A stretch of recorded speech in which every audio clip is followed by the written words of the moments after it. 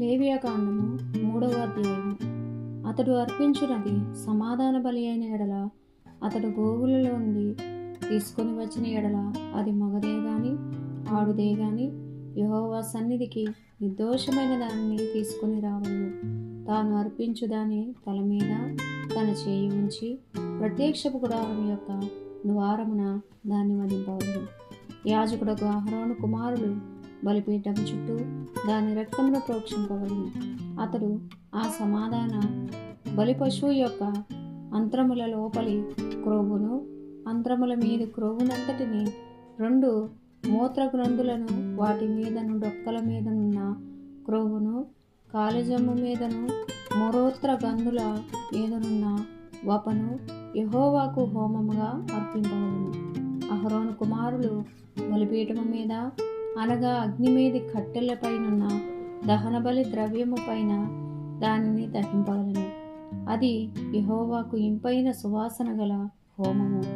యెహోవాకు సమాధాన బలిగా ఒకడు అర్పించినది గొర్రె మేకలలోనిది అయిన ఎడల, అది మగదే గాని ఆడదే గాని నిర్దోషమైన దానిని తీసుకొని రావలను.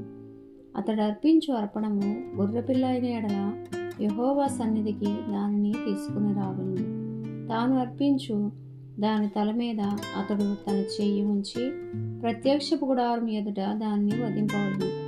అహరోను కుమారులు బలిపీఠము చుట్టూ దాని రక్తమును ప్రోక్షింపవలను.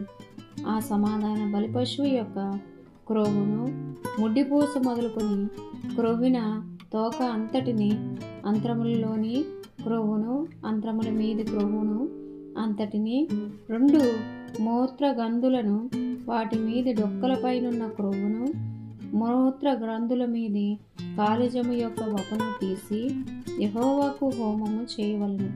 యాజకుడు బలిపీఠము మీద దానిని దహింపవలను.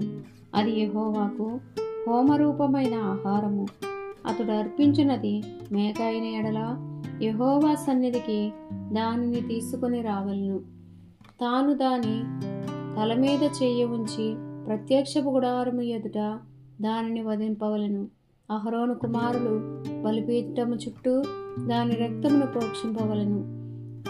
తాను దానిలో అర్పించు అంత్రములను, కప్పు క్రొవ్వును, అంత్రముల మీద క్రొవ్వునంతటిని, 2 మూత్ర గ్రంథులను, వాటి మీది డొక్కలపైనున్న క్రొవ్వును, 2 మూత్ర గ్రంథులపైనున్న కాలుజము యొక్క వపను యెహోవాకు హోమముగా అర్పింపవలను.